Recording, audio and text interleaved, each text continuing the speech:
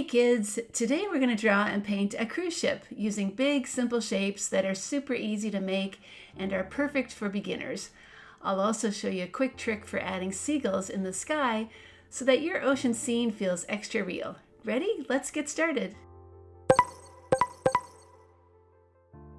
Now you're welcome to draw and color your ship with crayons, but I'm going to use these watercolor paints as it's fun to paint watery ocean scenes with them. The first thing we can draw is our water line, and I'm starting on one side and just drawing a kind of wavy line until I get to the other.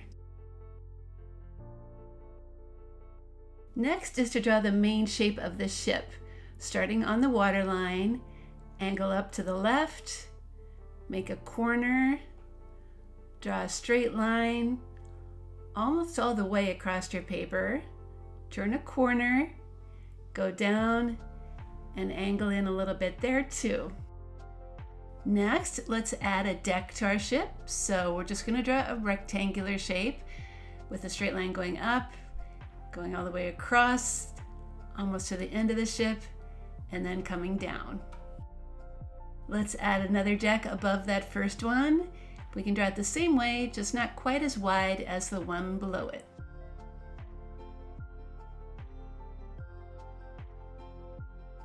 On top of that deck, let's add a smaller rectangular shape. This is actually called a funnel. It lets the steam out of the ship, and it also gets a line near the top. After one funnel is done on the left side, then let's draw another one on the right side.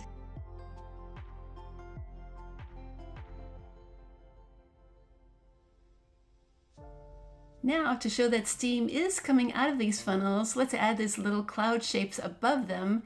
Just have them angle off to the right a little bit. It'll make the ship really look like it's moving and the wind is blowing. Moving down now, let's add some windows to that upper deck. I'm just drawing some small circles that are spaced out, say about 7 or so, something like that.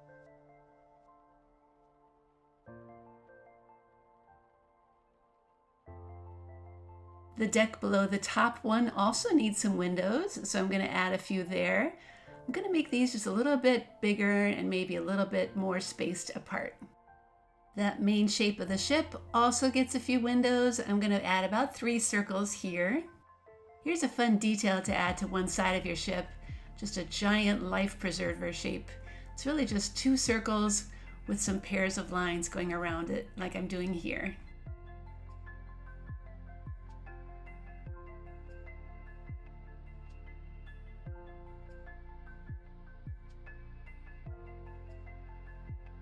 Now for that seagull in the air that's kind of close to us.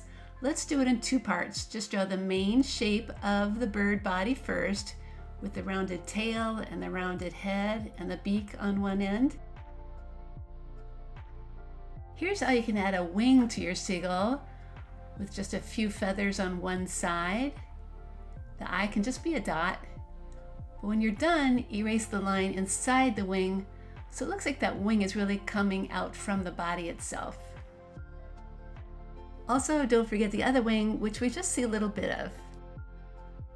I'm going to draw just a couple more bird shapes, that really simple kind for the ones that are further away. There's room on the left and on the right, but feel free to add more if you'd like. I realize that my sample on the left does not have any wavy water lines added, but I'm going to put some here on this drawing. After your drawing is done, then it's time to trace those lines with a black marker.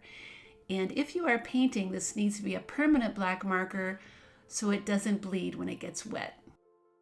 Once the tracing is done, I recommend taking a moment to erase any extra pencil lines that are still showing. Now I'm bringing out some paints and a brush in some clean water.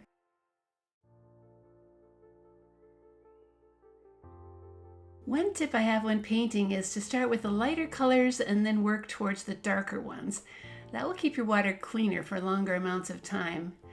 I'm starting here with my deck that's going to be light orange, getting a small amount of paint and spreading it around really well. It doesn't take very much to spread pretty far, as you can see here. Always clean your brush, of course, before you switch to another color. I really like this violet, so I'm going to use it for my upper deck.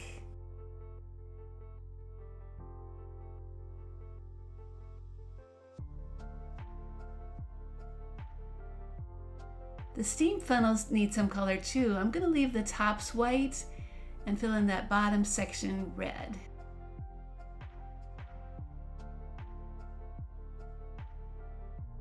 Oh, that life preserver needs some red too, and those are pretty small shapes, so I'm going to switch to a smaller brush for that. Here's another reason why I love this watercolor set. It has two really pretty shades of blue that are all ready to go. You don't need to mix them up. So I'm going to use the darker one for the water and carefully spread it out as well as I can. After my ocean water is painted, then I'm going to clean my brush and switch to that light blue for the sky.